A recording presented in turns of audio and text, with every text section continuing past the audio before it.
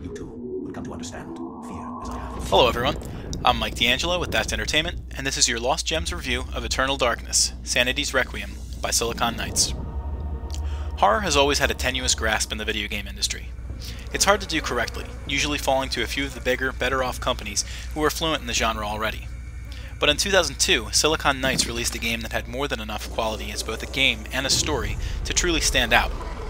Eternal Darkness would have been a strong contender for one of the better games of last generation, even without its interesting concept, the loss of sanity.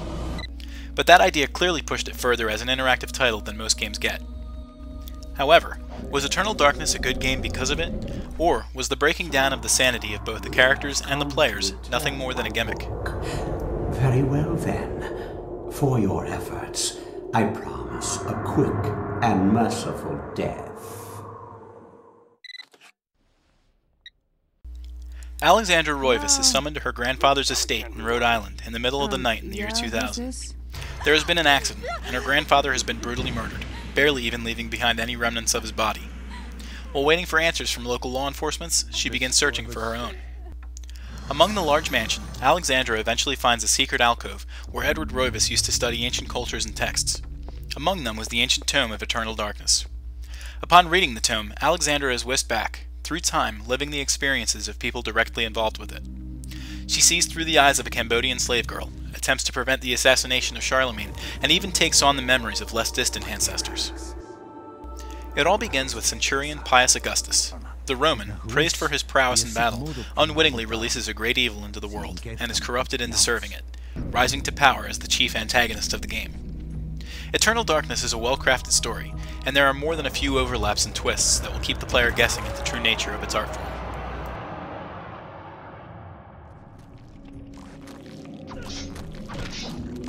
Playing like a typical third-person horror title, Eternal Darkness is competent for the most part. The game is fairly simplistic in its basic form, but with the additions of magic and usable items for puzzles, things do complicate slightly. The controls feel somewhat slippery, but you begin to grow accustomed to it over time. In addition, the difficulty is not so bad that your handling must be perfect. Beyond the mortal characters of the game are a collection of ancient beings that have been waging war with each other for millennia. Because of a choice that one of your characters makes early in the game, an alignment is made against the ancient. Each of the supreme beings has its own strengths and weaknesses against each other. The real draw for the game is its presentation of sanity. Each one of the characters has a potential to slip into madness, the very nature of their quest both unnerving and unnatural. When they do, various things are affected within the game. These sanity effects are present to the character, but the game also tends to sometimes break the fourth wall, purposely taunting and toying with the player. Without giving too much away, some of the more benign experience changes are the sounds of monsters and people who are not there, a room being misaligned when you enter it, and the sudden change in physical appearance of the characters.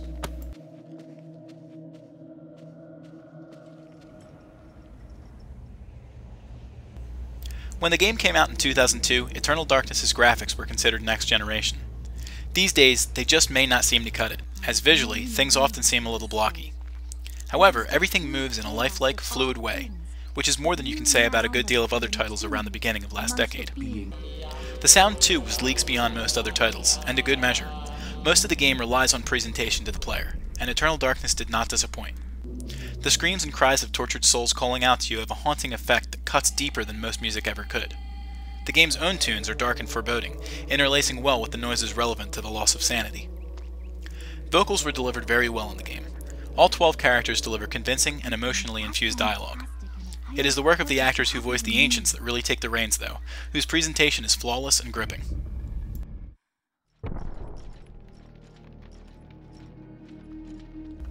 Because of choices that you make in the beginning of the game, your path can change 3 times.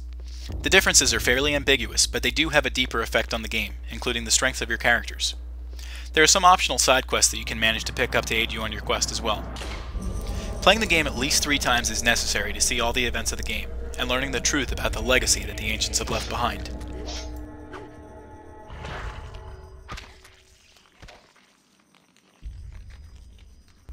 Prior to Eternal Darkness, Nintendo hadn't directly published an M-rated game. That should speak volumes of the confidence the company had in this title. Commercially unsuccessful, Eternal Darkness has captured the minds of many as one of the best games of all time. Suffering slightly from old age, the graphics and controls may seem a little stale, but the concept still remains as strong as ever. If you passed up this game in the past, now may just be the right time to let your guard down. That's Entertainment awards Eternal Darkness, Sanity's Requiem, a score of 9 out of 10.